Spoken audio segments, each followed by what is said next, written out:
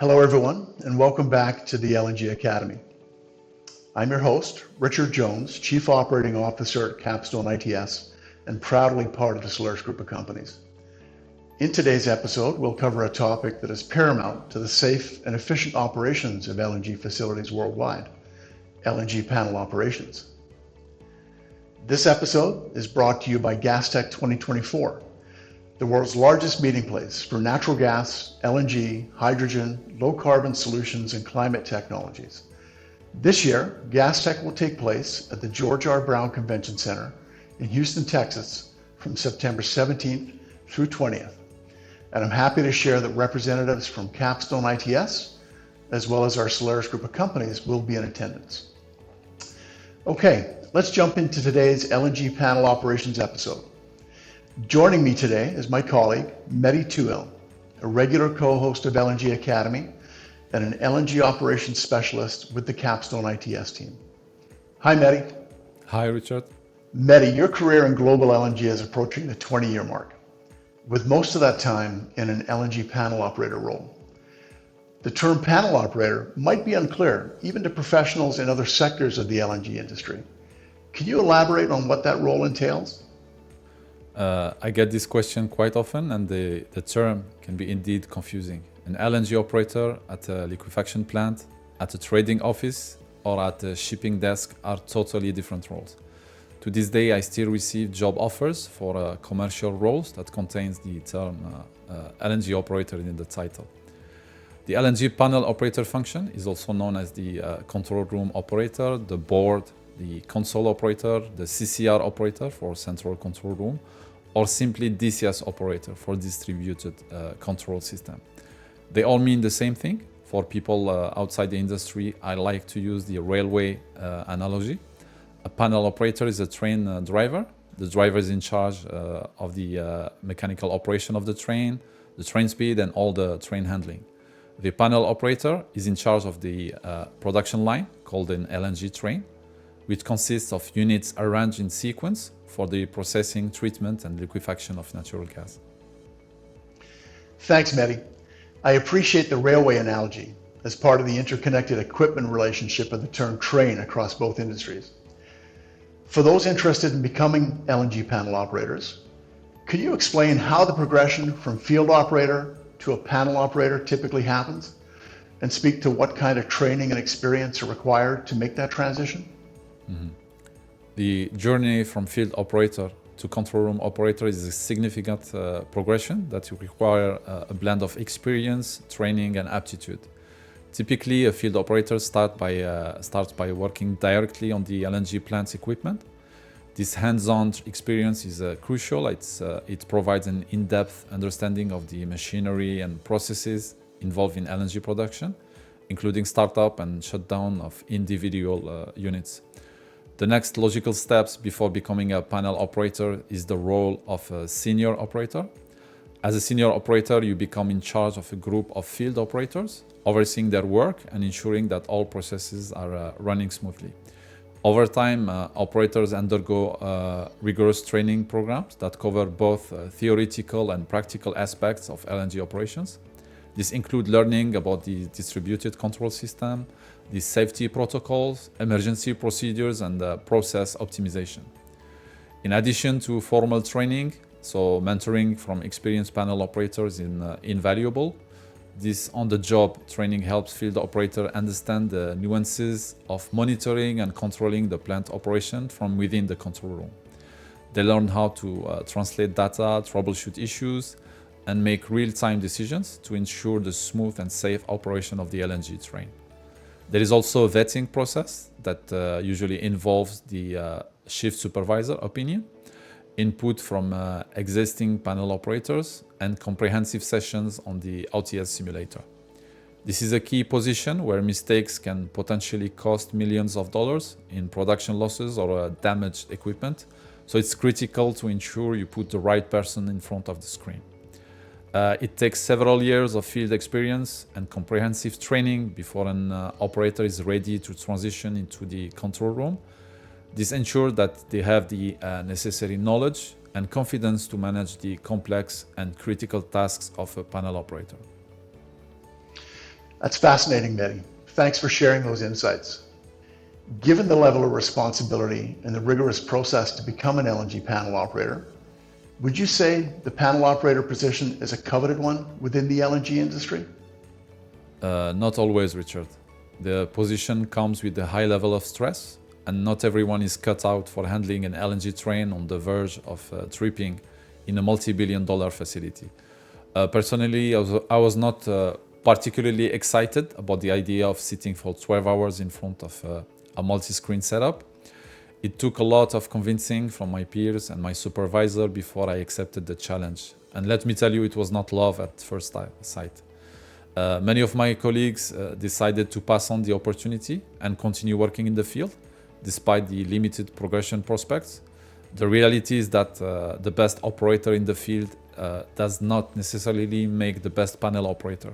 So field operations require a hands-on approach, physical presence, and direct interaction with the equipment. It's a very dynamic and physically engaging role. On the other hand, panel operations require a different set of skills, such as the ability to monitor complex systems, make quick and accurate decisions based on data, and handling high-stress situations while maintaining your composure. It's a role that demands a lot of mental focus and the ability to work well under pressure in a more isolated and controlled environment. Throughout my career, I have met excellent panel operators who were not particularly outstanding in the field. They thrived more in the control room setting, where the analytical skills and ability to process information quickly made them invaluable.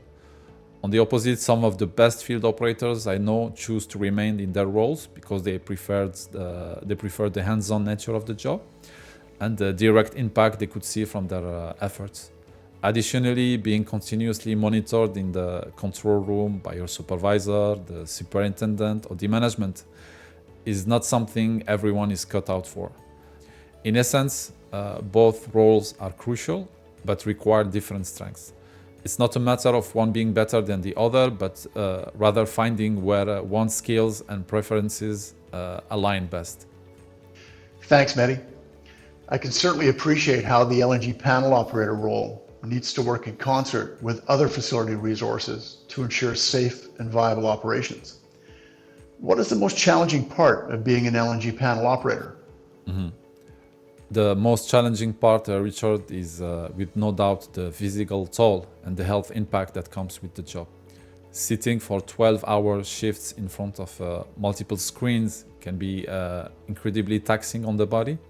The long hours of continuous focus and limited physical movement can lead to various health issues, especially during intense periods like trips, shutdowns, or startups. I think we are not there yet in terms of support from the LNG industry. While there have been significant improvements in ergonomics, lighting quality, display technology, control room design, the reality is that sitting for 12 hours straight is never recommended, no matter how much you claim to exercise during your off days. We need to have an honest, frank discussion around this issue that would involve scientific research. During my time as a panel operator, I would call my senior operator to replace me during my lunch or dinner break, so I could take a short walk to relax my legs and my back. However, this was not an official arrangement, but more of a necessity. And despite these efforts, so the high stress environment and the physical demands can lead to burnout, anxiety, and other health issues if not managed properly. It's crucial for panel operators to take care of their physical and mental well-being, but it's also vital for the industry to provide more comprehensive support and solutions. I appreciate you reminding us of the human health aspects related to this role, Mehdy. Considering the challenges you've spoken to, is the LNG panel operator position looked upon as a long-term position? It takes many years of operating the DCS to acquire enough experience to become truly comfortable at the console. And everyone, of course, progresses at their own pace. There is also a significant difference between a panel operator who has witnessed commissioning, startup, and the first 2 years of the tedious troubleshooting that characterized the beginning of any liquefaction project, and a panel operator who has only experienced steady state operations or the occasional trip twice or 3 times a year. Those initial years are incredibly challenging, but also invaluable for building deep expertise. The experience gained during commissioning startup phases is critical because you encounter and resolve a wide range of issues. This knowledge is something you carry with you, and that shapes your ability to handle future problems in an effective manner. On the other hand, someone who has experienced steady-state operations only might not develop the same depth of problem-solving skills simply because they haven't faced the same breadth of challenges. Of course, both types of experiences are valuable, but the learning curve and the skill developed can be quite different. I would say that if after 10 years you are still on the panel, it might be time for you to move to a new project. It is easy to get trapped in the position because unfortunately, if you are very good at DCS operations, your management will do its best to keep you in your seat. Of course, there are upper level positions like senior panel operator or what is called CCR, supervisor or panel officers in other companies. But those come with the same challenges for a modest increase in compensation. The LNG industry is steadily growing. There are a lot of large-scale facilities under construction or already approved across the globe. Experienced panel operator with the liquefaction experience are highly sought after. I always recommend to my colleagues to seek new projects to refresh their expertise. And moving to a new project can provide new challenges, opportunities to learn, and prevent burnout from the repetitive nature of the job. Thanks, Mehdy. With the LNG industry continued growth in mind, and us now having a clearer understanding of the importance of this role within an LNG facility, what comes after the LNG panel operator? Usually there are only 2 options, so either a promotion to a supervisor level or a horizontal move to become an OTS instructor or take an other function within the training department. The training option is often seen as the easier way out since supervisor positions are relatively limited. However, I don't particularly like that training option. Even the best panel operators are not necessarily the best trainers or mentors, but most companies favors this path to retain talent or simply to reward the most senior employees. On the other hand, supervisory roles come with their own set of challenges, but also offer more opportunities for growth and leadership. And in contrast, transitioning to training can sometimes mean moving away from the core operational challenges that many panel operators thrive on. Or if you like taking risks, do like I did and explore other segments of the industry. There is a whole new world waiting outside the control room. The LNG industry is vast, and stepping into different roles can provide fresh perspectives and new challenges, which can be incredibly rewarding. I'm talking front-end development, consulting, trading, or exploring the exciting opportunities that AI will bring to our industry. This is the golden age of LNG. Thank you, Mehdy. A valid point regarding senior operators transitioning into training and mentorship roles. The assessment and validation and support of this type of role transition is certainly a process that the Capstone ITS team is familiar with and often engaged to review and advise upon with our clients. Mehdy, I've truly enjoyed covering today's topic with you, and I'm grateful for the knowledge and insights that you've shared with us today regarding LNG panel operations. I've captured a lot of notes, and I believe there are several items related to the topics that we've covered today that we could possibly explore together within future LNG Academy episodes. On behalf of Mehdy and myself, thank you everyone for tuning into this episode, and we'll catch you on the next one.